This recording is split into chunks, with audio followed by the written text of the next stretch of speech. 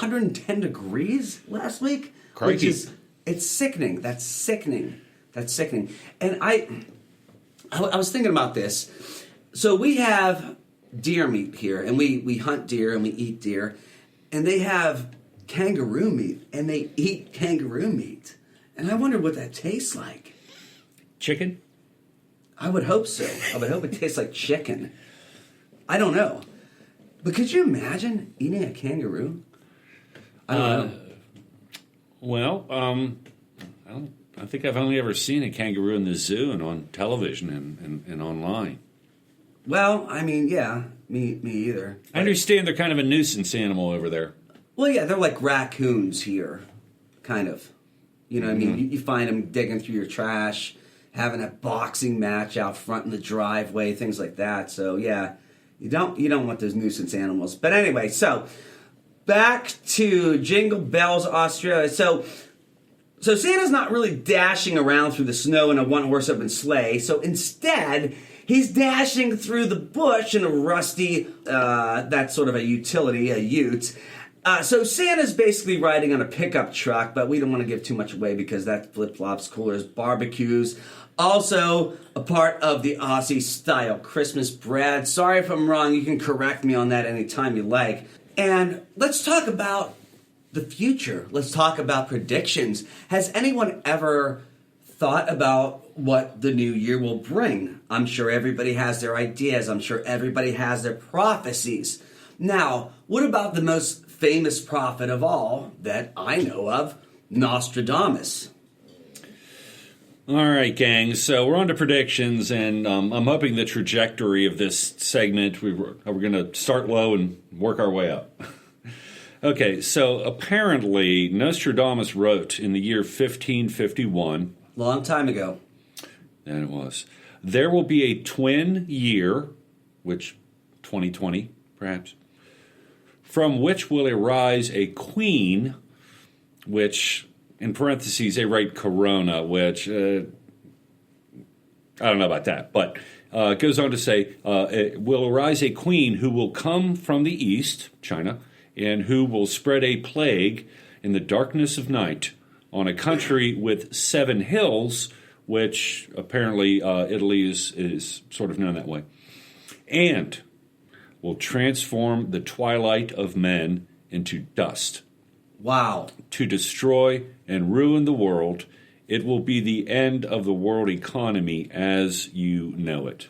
Well, could that possibly? I'm not grasping at straws, but I'm jumping to conclusions. I should have a jump to conclusions, Matt. Does that mean, is he referring to all of these small business owners losing all of their income, perhaps?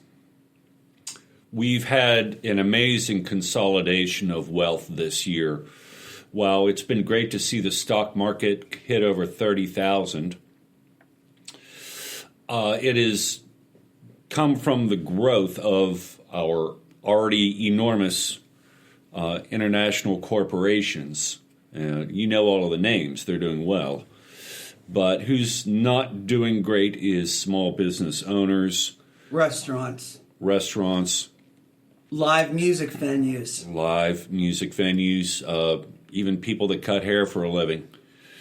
And so as far as predictions go, predictions in general, I'd just like to say this. You could go to any point in history and you could find a group of people who effectively were walking around with sandwich boards on street corners, ringing bells, saying the end of the world is here. And the end is near, yes. Right, yeah. And so it's not hard to think of several, or at least not hard for me, to think of several groups around the world who tragically, there were, some cases dozens of people convinced the world was about to end. Okay, so much so that they ended their own lives. Applewhite thought UFOs were coming to destroy the Earth. You had the Branch Davidians. You had Jim Jones. Oh, no, the Branch Davidians, was that something else? The Branch Davidians. Oh, no, that was Waco. That was Waco. Oh, yeah, that was a little... That was David Koresh. Slightly different. Yeah. No, but I'm thinking like Jim Jones. But David Koresh was a really talented guitar player and singer. Yeah.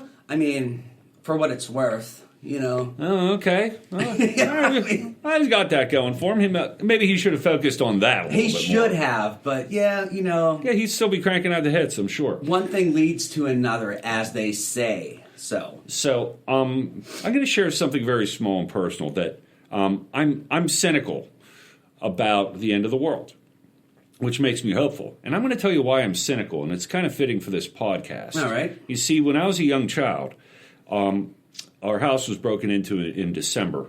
I was about 4 years old. And... In Pittsburgh? No, this is in a different city. Okay. So my older sister was terrified that this guy, Santa Claus, is going to come into our house in the middle of the night, just do whatever he wanted. He didn't need a key. He's just going to waltz right in. She was terrified. So my parents explained to her, no, it's just a myth.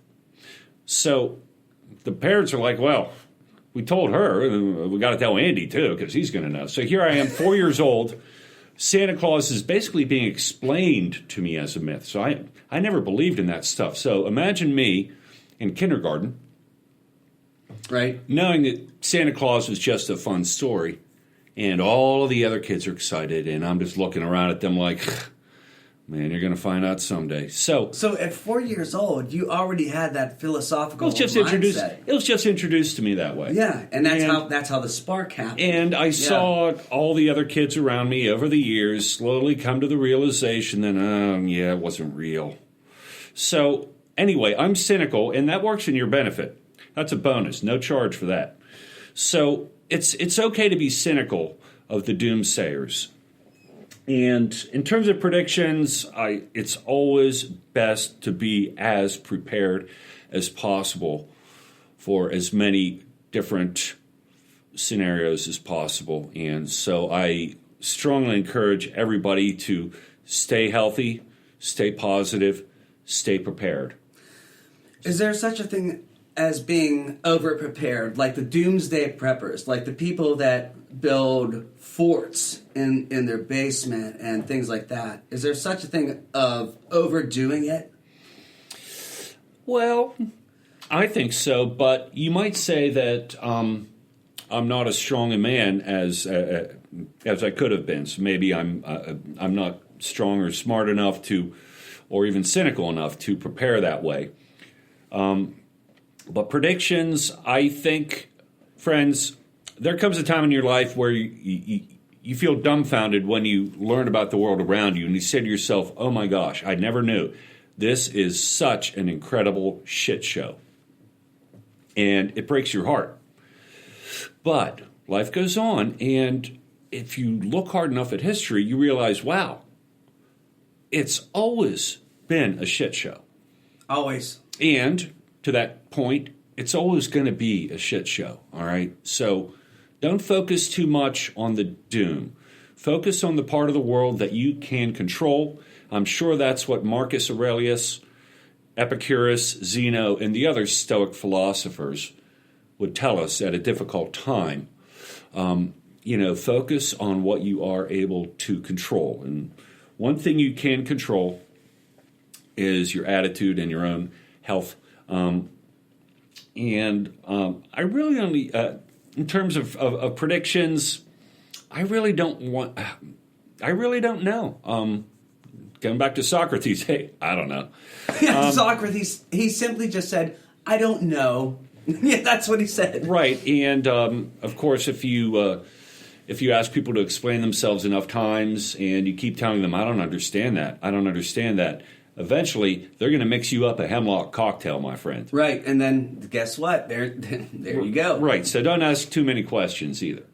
Don't ask too many questions, because you don't know what's going to happen. When that door opens to 2021, you don't know what's behind that door. Because it's not for you to choose. It's for someone else that's already chosen, and you don't know what's behind that door. Many of you have heard this, and it's pretty general, but I'm hoping it'll give you some hope. There is a saying that Good times creates weak people. Weak people bring about hard times, and hard times bring about strong people, which bring the good times back. So think of what part of that cycle you want to be on. So if you think it's hard times, I agree with you. Probably most would. So that means it's a good time to think about making yourself strong to bring about the return of good times. I couldn't have put it any better myself.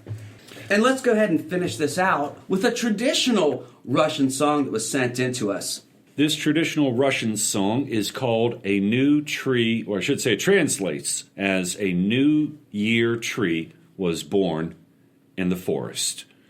The singer in this case is Andrei Poliakov. And again, this is a traditional Russian song sung in Russian.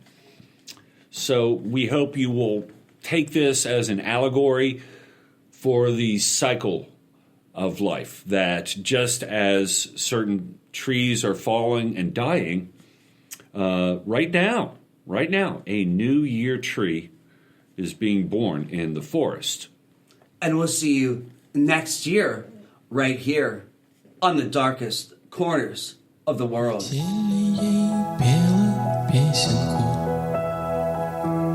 Спи, елочка, бай-бай. Мороз снежком укутывал. Смотри, не замерзай. Трусишка, зайка серенький, под елочкой скакал. Порою волк, сердитый волк, рысцою пробегал. Чу снег по лесу частому под полозом скрипит. Лошадка махноногая торопится, бежит. Везет лошадка дровеньки, на дровнях мужичок. Срубил он нашу елочку под самый корешок. Теперь ты здесь, нарядная, на праздник к нам пришла. И много радости детишкам принесла.